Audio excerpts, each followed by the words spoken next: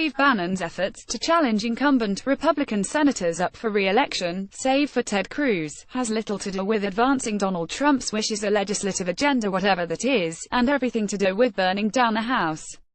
Although this revelation might come as no surprise to political cynics, it does go against Bannon's stated plan. As expressed during his White House exit interviews, Steve Bannon left the White House because the Trump administration needed a wingman outside and now wants to help get allies of President Donald Trump elected to the Senate, he said Tuesday at a global investment conference, CNN reported last month.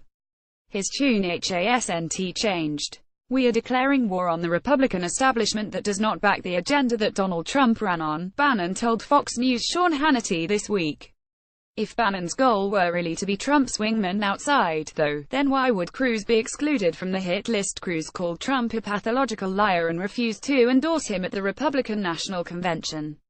At one point, Trump even threatened to launch a super PAC against Cruz. The obvious reason Cruz has been granted immunity is that Bannon's benefactors, the Mercers, love him.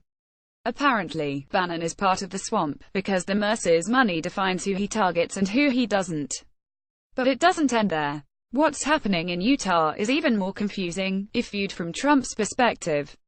With Steve Bannon's help, Boyd Matheson, a former chief of staff to Sen. Mike Lee, is considering running against Utah Sen.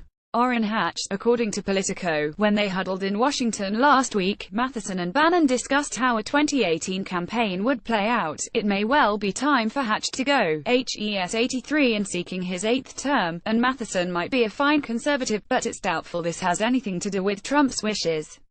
Hatch has been pretty positive about Donald Trump, maybe even overly so.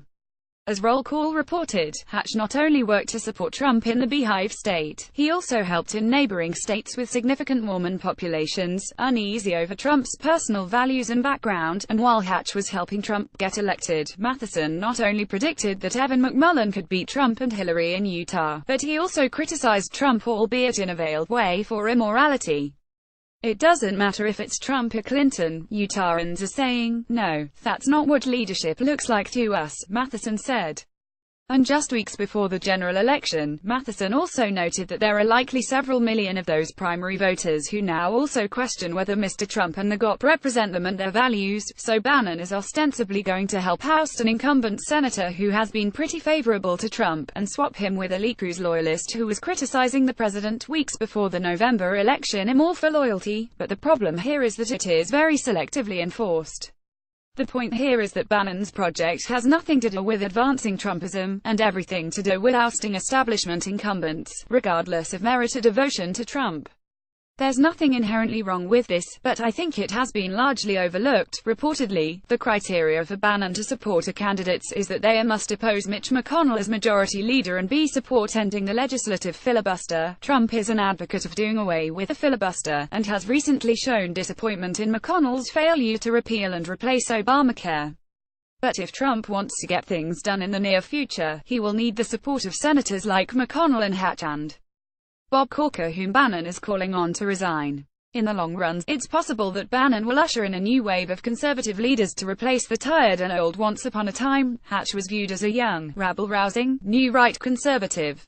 In the short run, Bannon is making it even harder for Trump to enact his agenda. What is more, he could also cost the GOP seats, and maybe even the majority, if he helps unelectable Republican candidates knock off or weaken incumbent senators like Jeff Flake in Arizona or Dean Heller in Nevada.